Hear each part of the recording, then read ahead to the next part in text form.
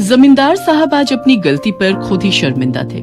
आज उनके घर की इज्जत पर दाग लगते लगते बच गया। चौधरी साहब, हमने ब्लैकमेल करने वाले दोनों गुंडों को पकड़ लिया है।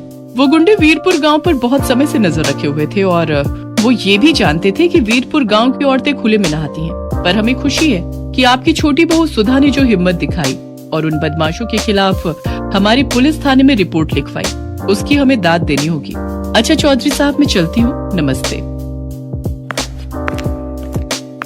मैंने आपको कितनी बार समझाया था, घर की बहुओं का खुले में नहाना ठीक नहीं, पर आप नहीं माने।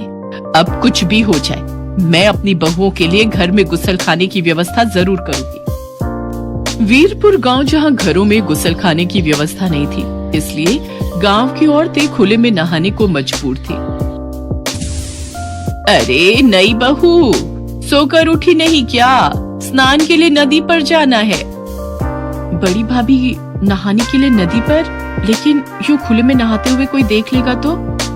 हाँ सुधा, इस गांव में औरतें खुले में ही नहाती हैं और वैसे भी गांव के लोगों को पता है कि जिस समय गांव की औरतें नदी पर नहाने जाती हैं, उस समय गांव के मर्द नदी के आसपास भी नहीं फटकते।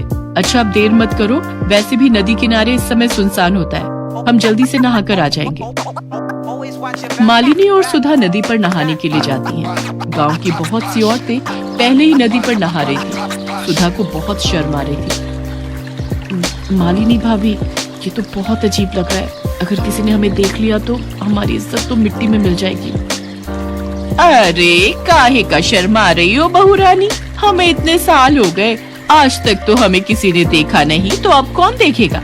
चौधरी साहब से सब डरते हैं, इसलिए नदी किनारे कोई मर्द नहीं आता, सिर्फ औरतें ही नहाती हैं। सुधा को बहुत अजीब महसूस हो रहा था, पर वो करती क्या? मजबूरी में उसे मालिनी और बाकी की गांव की औरतों के साथ नदी में उतरना ही पड़ता है।